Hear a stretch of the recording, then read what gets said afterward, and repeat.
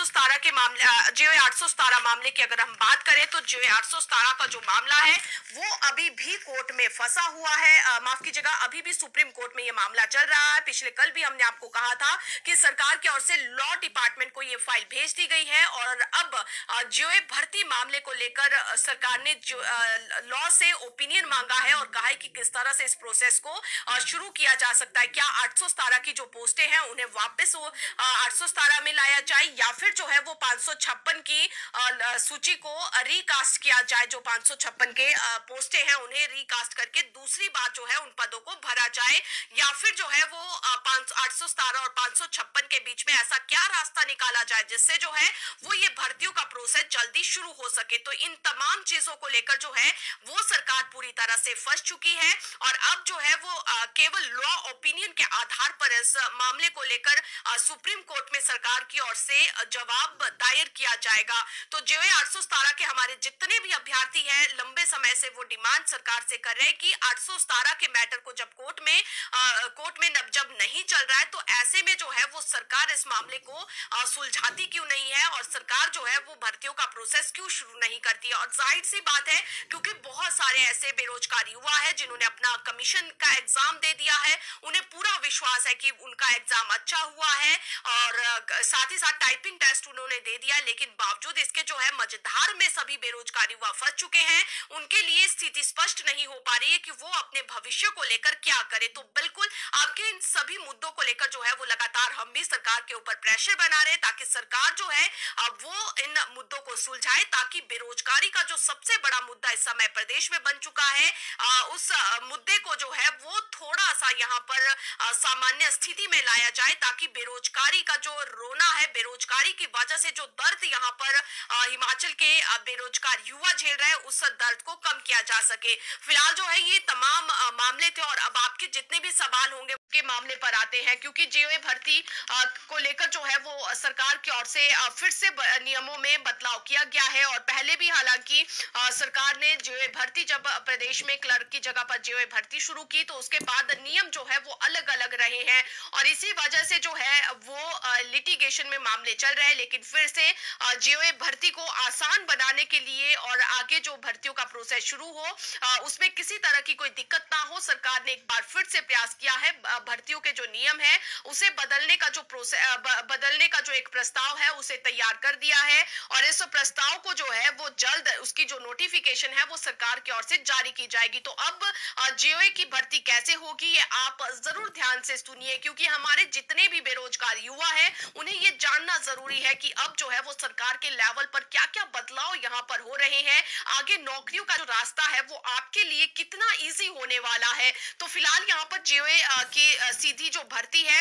उसका ड्राफ्ट सरकार की ओर से तैयार कर लिया गया है और जीओए की 70% जो यहाँ पर 70% भर्तियां जो है वो डायरेक्ट होगी यानी कि डायरेक्ट रिक्रूटमेंट होगी, लिखित जो एग्जाम है वो होंगे और इसके अलावा जो है 20% एलडीआर की तर्ज पर इन पदों को भरा जाएगा। एलडीआर यानी कि लोअर डायरेक्ट रिक्रूटमेंट के तहत जो है वो इन पदों को भरा जाएगा और जिसमें कि जो भी प्रमोशन के आधार पर उनका एग्जाम एक होगा, क्लास 4 जो कर्मचारी होंगे उनका एग्जाम होगा, 20% जो एग्जाम में पास होंगे उनको जीओए यहाँ पर बनाया जाएगा और इसी तरह 10% प्रमोशन के आधार पर जीओए के पदों को भरा जाएगा जिसमें क्लास 4 के ऐसे कर्मचारी जिनका सीनियोरिटी जो है वो देखी जाएगी और सीनियोरिटी के आधार पर जो है वो क्लास 4 कर्मचारियों को जीओए में लाया जाएगा। तो यहाँ पर जो है वो क्लास 4 माफ कीजिएगा जीओए भर्ती को लेकर जो सरकार ने नियम बदलने की बात कही थी उन नियमों को बदलने का जो पूरी तैयारी पूरा प्रोसेस है वो पूरा कर लिया गया है, उसका ड्राफ्ट तैयार कर लिया गया है जिसमें कि एक बार फिर से हम आपको बताएं कि जीओए भर्ती जो अब होगी उसमें सीधी भर्ती 70% जो है वो डायरेक्ट इसमें रिक्रूटमेंट होगी, रिटन एग्जाम होगा और साथ ही साथ 20% जो है वो 20% एलडीआर की तर्ज पर यहाँ पर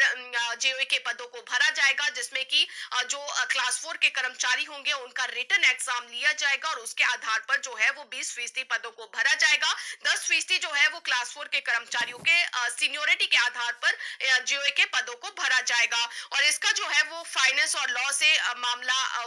माफ कीजिएगा, सरकार की ओर से फाइनेंस और लॉ को भेजा गया, फाइल जो है वो भेजी गई थी और फाइनेंस और लॉ ने इस प्रपोजल को ओके कर दिया है और अब जो है वो इसकी नोटिफिकेशन जल्द ही सरकार करने वाली है। और नोटिफिकेशन से पहले हालांकि सरकार इसलिए यहाँ पर इस मामले को लेकर फंस सकती है क्योंकि अभी जो है वो क्लास 3 भर्ती का जो एक मामला है, जिसमें कि उसमें भी नियम बदलने की बात कही जा रही है कि उसमें 15% जो यहाँ पर डॉक्यूमेंटेशन होती थी उस डॉक्यूमेंटेशन को खत्म करने की बात की जा रही थी और 100% जो है वो रिटन एग्जाम ही बच्चों को करवाने को कहा जा रहा था। तो इसीलिए जो है वो इस मामले में नोटिफिकेशन में थोड़ी देरी हो सकती है, लेकिन फाइनेंस और लॉ से इस मामले को ओके यहाँ पर मिल गया है। और इसी तरह से जो है वो क्लास 3 की अगर हम बात करें तो क्लास 3 की भर्ती व रूल्स भी सरकार की ओर से तैयार कर लिए गए हैं। सीएस के साथ जो है वो हमीरपुर चयन बोर्ड की बैठक हुई थी और उस बैठक में जो है वो क्लास 3 की भर्ती को लेकर सारी जो चीजें हैं, जो कहा जा रहा है कि अब 15% का जो डॉक्यूमेंटेशन होता था वो डॉक्यूमेंटेशन खत्म करके अब सीधे तौर पर जो है वो 100% लिखित एग्जाम ही जो है वो अभ्यर्थियों का होगा और किसी भी तरह की डॉक्यूमेंटेशन में समय बर्बाद जो है वो नहीं किया जाएगा। और इसको लेकर नियम बदलने की बात कही जा रही थी, इसको लेकर भी ड्राफ्ट पूरी तरह से तैयार हो चुका है और अब जो है वो इसकी भी नोटिफिकेशन यहाँ पर करने की तैयारी में सरकार है। और इसी तरह से जो है वो दैनिक भोगी कर्मचारी, माफ कीजिएगा, पार्ट टाइम वर्करों की अगर हम बात